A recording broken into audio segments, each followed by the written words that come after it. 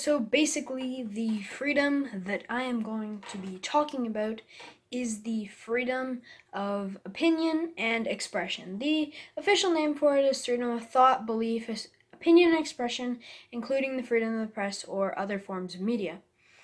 So basically, this means you can set whatever you want and express whatever you want, except there are some safety precautions and hate speech limits in Canada. And hate speech would be considered as speech that attacks a person based on race, sexual identity, disability, gender identity, sexual orientation, national origin, or ethnic origin. So anything that falls under there, and like attacking someone for that would be considered hate speech. I believe that this is the most important freedom because I know this is a bit extreme, but I believe that either we would have a communist or fascist dictatorship without it. And I believe this because in politics there are differing opinions, and you need to have those to make sure that the left or the right doesn't go to the extremes and either go to the left or to the right. And yeah, so basically, we wouldn't have a supreme leader, and that would be the dictator because they're the only opinion that matters according to them, because nobody else would have the freedom to say anything. And I say either communist or fascist because usually who is a person who does become a dictator goes to the very extremes, and that's usually, in most cases of what we saw through history, dictatorships are either very fascist or very communist. So basically, this boils down to examples that we saw in Nazi Germany, where Adolf Hitler was a very fascist dictatorship, or as we saw in Cuba, where Castro was a very communist dictator. So this differing opinions in politics makes sure the government doesn't make all the laws in their favor. Now, this does also have to apply to the checks and balances between judicial, legislative, and executive branches, but when we have one party in, let's say, the legislative branch who is making all the laws in their favor, and we have a majority government, if we were to have a complete majority government, we would have no opposition. The opposition would have no views. We just have one person or a group of people that would be spouting their ideas. They could only make the laws, and they would make them in their favor. So either the left or the right. And yeah, so this would keep the government essentially in check. So I believe that if we only have one opinion in government, then we will go towards the left or the right, and we'll either have communism or anarchy, because the utopian society for socialism is communism, and the utopian society for capitalism is anarchy, essentially, because if you have a free market for everything, nothing's controlling anything. That's anarchy. So yeah, so I believe that we need to have a balance between capitalism and socialism. And we can only have that through a freedom of opinion and expression, because if not, only the capitalists or only the socialists get to express their opinion, and then we don't have a mix of the two, which I believe that we need to have to operate in a functioning, working society and strong nation. So I believe this is also the kind of system that is best for democracy, because in democracy, or at least in our democracy, we have different leaders elected in different places, and we don't just have one government making all the rules. There's other parties who can contribute to that, making all the laws and stuff.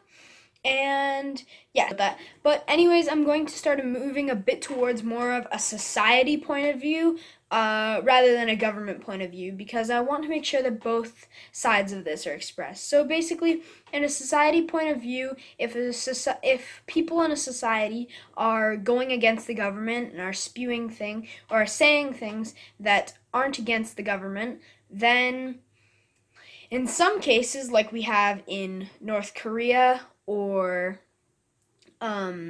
Russia, some place some parts of Russia, I'm not just going to generalize Russia, but some parts of Russia, people will disappear for going against their government.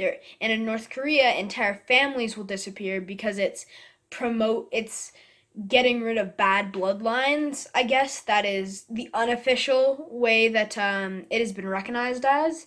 And yeah, so this is a fear tactic that is used to make sure nobody is rebellious. Maybe that makes sense to me because they instill fear in other citizens if they realize these people were against the government, they're now gone. So basically, one of the things that I believe is part of my freedom of opinion and expression is I don't believe that hate speech should be legally a thing because we have this freedom of opinion and expression, but if we have the government limiting what we can say through hate speech or other things, there must be some way that in some future they will be able to limit that.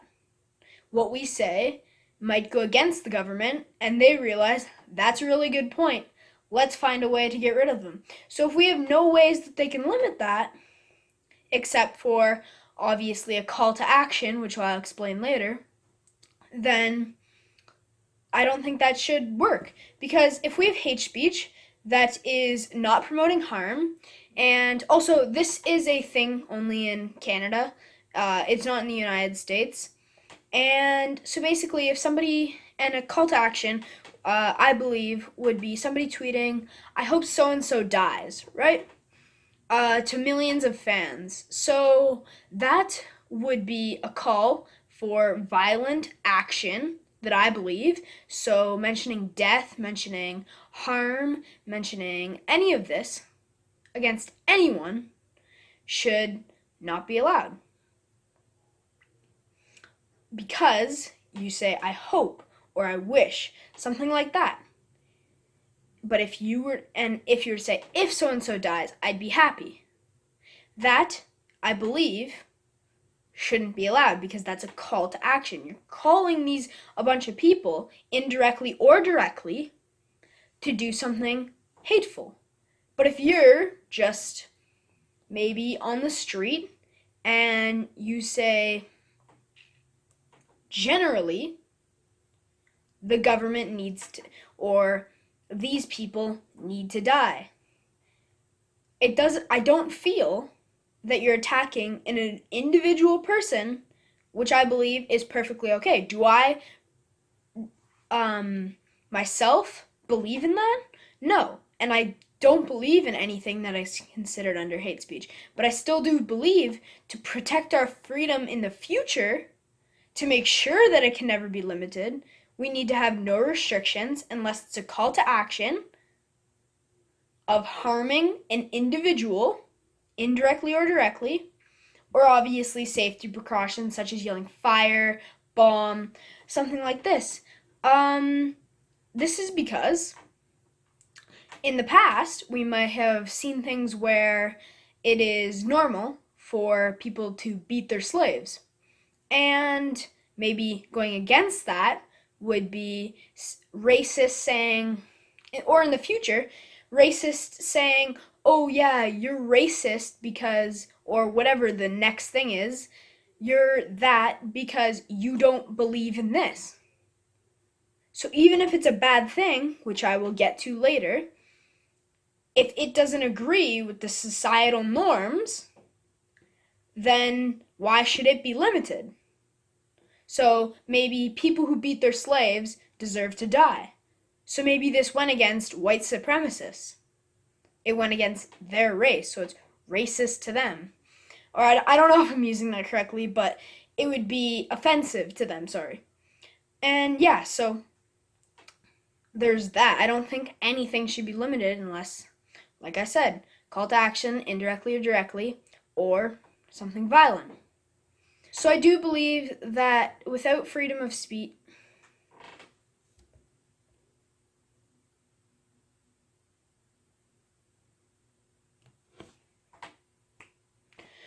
So I do believe that without this freedom of opinion, like I was saying before, there's a lot of people who in the future and maybe in the past say, "Oh, I don't want to see that. That's weird. That's gross. Oh, don't show me that." Even though it's maybe a bad thing, such as I'm personally pro-life, and such as maybe certain like showing aborted fetuses, or the one I'm going to show now, where it's rhinos who have their horns are cut off for the ivory inside of them.